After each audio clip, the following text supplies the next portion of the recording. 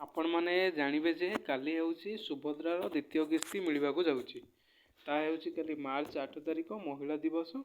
जदि आपण मानकर सुभद्रा योजन प्रथम किस्ती पाई ताहले जदि EKYC करना ताहले पेंडिंग अच्छी देखु मुझे सुभद्रा योजना वेबसाइट रोचे हाउ टू चेक सुभद्रा योजना EKYC स्टेटस।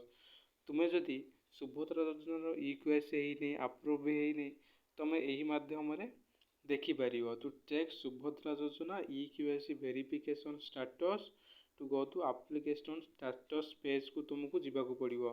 सेठी गले सेठी आपणकर लॉगिन करी आधार नंबर देवे ता सहित जदि आधार नंबर रे मोबाइल नंबर लिंक थाए ताहले लॉगिन करेंगे ताहले आपण पाक गोटे OTP जीव यही OTP द्वारा आपण लॉगिन करेंगे ताहले आपण देखिए सेठारे जदि आपणकर EKYC स्थिति पेंडिंग अच्छी कि अप्रूव अच्छी ये आपन को देखईदेव ताहले आपण स्वीकृति तारीख केबे the process of EKYC verification details आपण यही भाव में करेंगे। तेणुक आपण जदि करना ताहले यथा शीघ्र सुभद्रा योजनार वेबसाइट को विजिट करूँ। आपणकर KYC पेंडिंग अच्छी कि अप्रूव हो जाइए आपण निजे करेंगे मोबाइल माध्यम घरे बसी करेंगे ना निज जनसेवा केन्द्र को जाकि EKYC करेंगे। निकटस्थ जनसेवा केन्द्र मो सेवा केन्द्र को जाकि EKYC करूँ कारण आसंता काली सुभद्रा योजनार द्वितीय किस्ती पड़ाक जाऊँगी।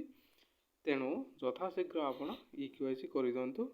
जदि यही चैनल नुआ थे ताहले सब्सक्राइब करूँ। एमती नुआ नुआ वीडियो किसी इनफॉरमेशन वीडियो आपण मानक नहीं आसचु आमे।